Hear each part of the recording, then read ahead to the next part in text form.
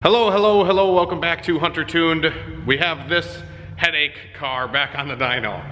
This car has been giving me a little bit of struggles trying to figure out what the hell was wrong with it because if you guys have been watching, this car is a B20 Vtec EG hatch turbo car. And it had an issue where it would misfire in Vtec. And I tried everything under the sun. I diagnosed this thing way harder than I should have. But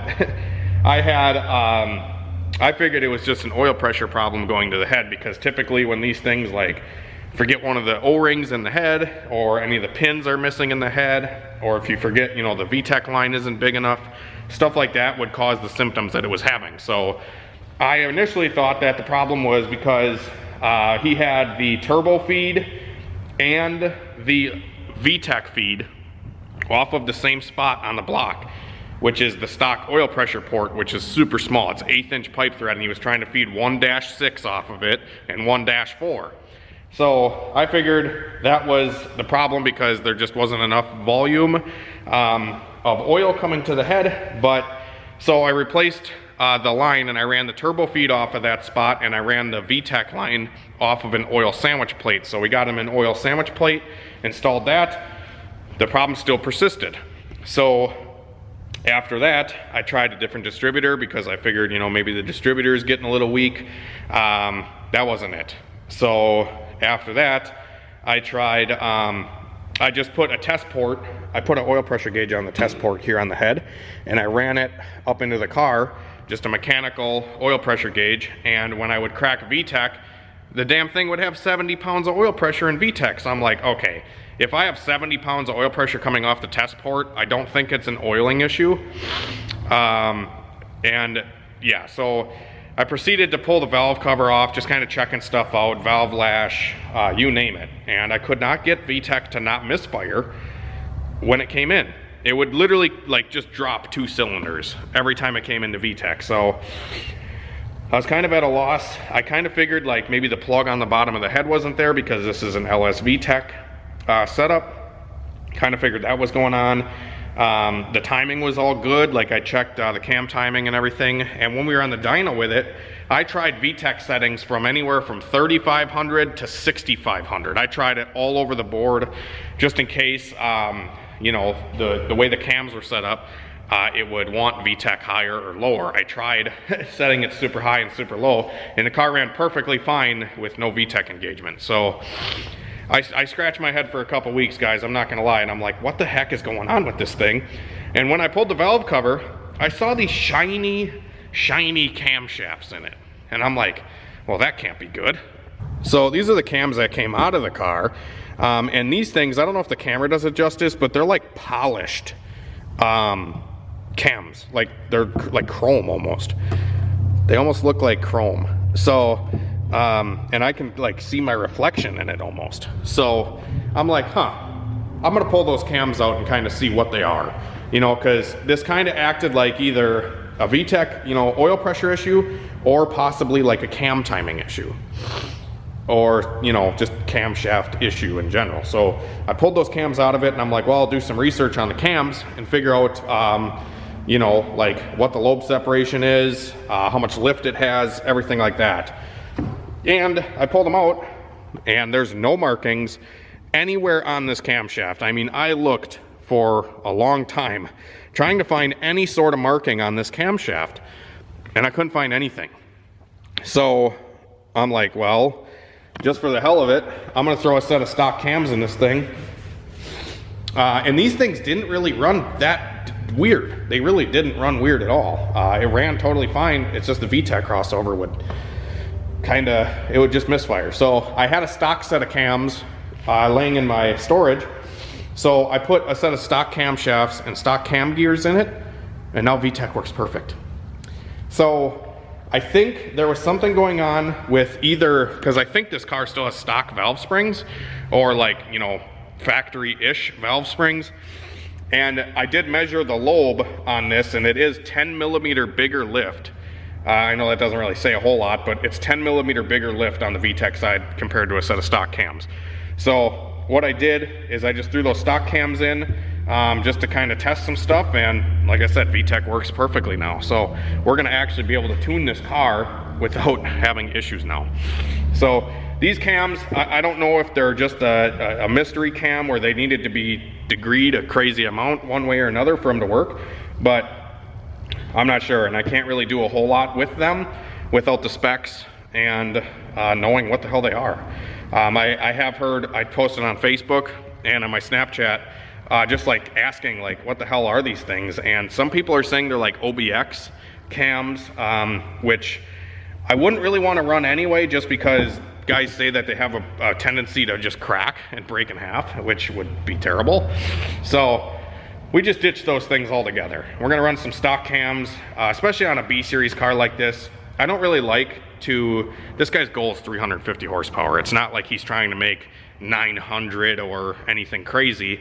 And I usually tell guys anything under like 700 horsepower, the stock cams work really good. Like, they work really good.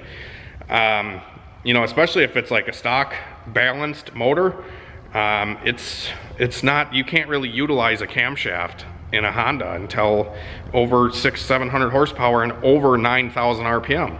A stock type R cam would work just fine for the majority of people, or GSR cam or whatever.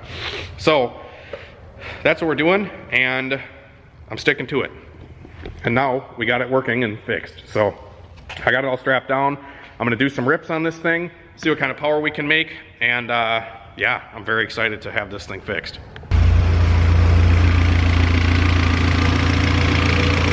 All right, ignition timing is reset now with the new cams. Dyno's all set up. Let's do our first pull, see where we're at.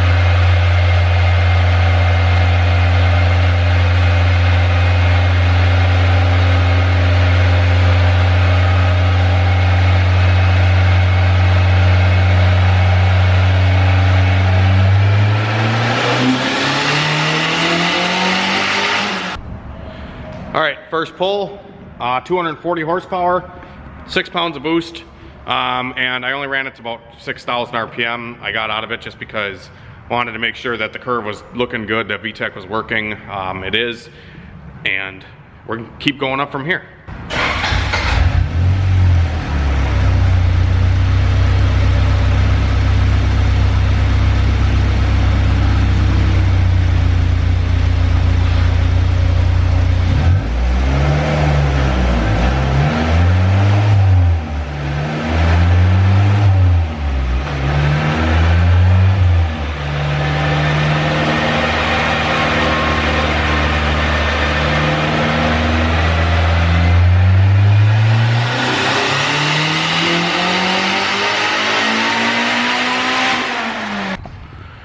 Alrighty guys, so we are making some improvements here. That was 298 wheel horsepower and it's on 6.5 pounds of boost.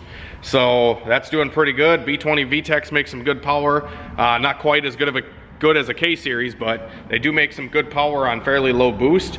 And we did verify that Vtec is working. I actually had to move Vtec out a little bit because if you guys can see in the curve here, this was Vtec set at 4,500 and there was actually a dip. So yeah, we had to shift it up to 5,000 and now we got rid of that dip and you can see that it cleaned up a lot. It actually stayed on the path and instead of dipping off. So that was just raising Vtec a little bit. And now, I mean, this thing is still climbing and I'm revving it like 8,200. This is a little bit off. This is like 500 off. I'm revving at 77 or so, 78.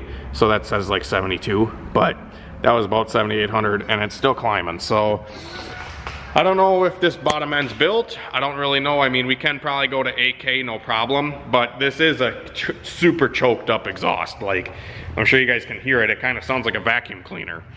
But it is working so far. We may add like a T into the line off the turbo to get a little bit more boost out of it, I think this thing on like 10 pounds would really rock. So I think that's what we're gonna shoot for.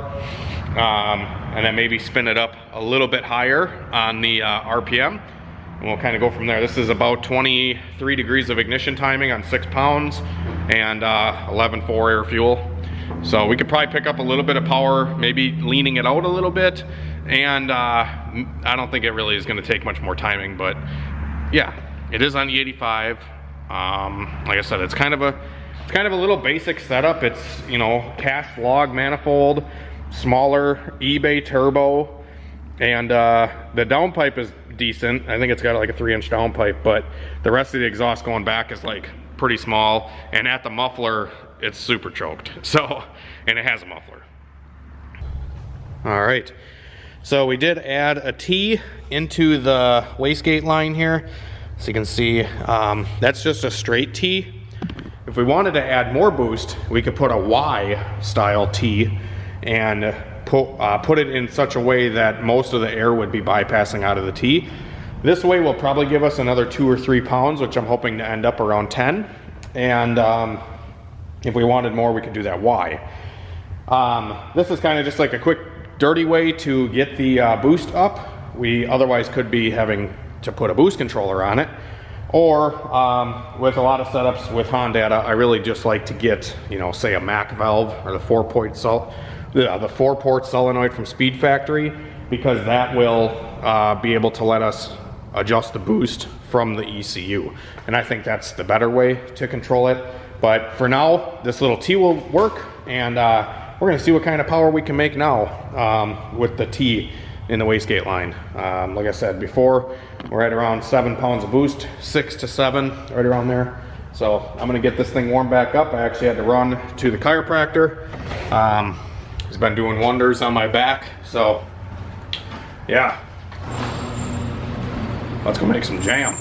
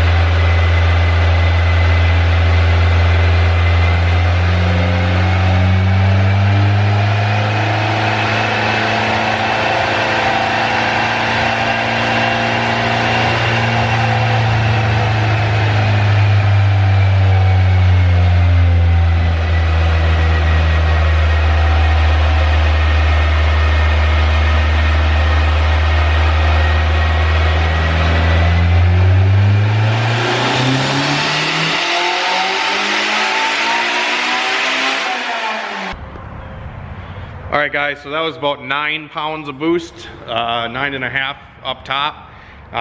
It kind of was like slowly creeping, like ever so slightly. So I'm sure we'll see that a little bit in the power curve, but oh yeah, we just made some more power, baby. 339, by adding a T, we picked up 40 horsepower. So that is sweet. That was about 7,900 RPM I spun it. And you could see it was just just starting to nose over. You know, it was right around probably 7,700 or so. It was peaking and then it started to fall off. So we could probably give it a smidge more RPM, but I don't know if it's really worth it. So there's what our curve looks like before and after the T. So you can see it picked up freaking everywhere. That's awesome. So I'm gonna give it one more hit. Probably just give it like a degree or two, see if it responds. And then this thing should be dialed in, guys. It runs pretty mint. Pretty stoked, actually.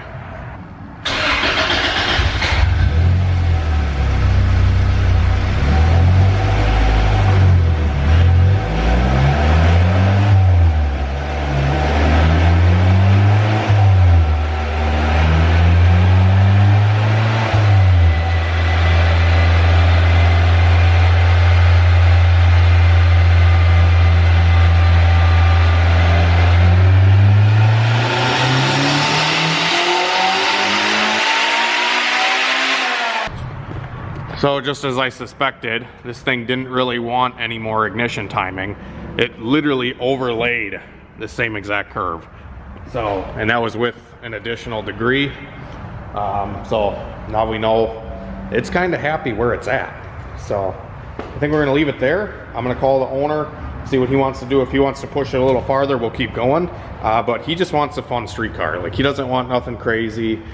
He just wants something that's reliable, fun street car. So yeah, that's what we're gonna find out here in a minute. And it is smoking a little bit because I think the turbo seals are leaking a little bit out of the turbine housing there onto the exhaust manifold. So that's just another thing to think about. All right, guys, so that's gonna do it for this one. Hopefully you enjoyed us finally fixing the B20V.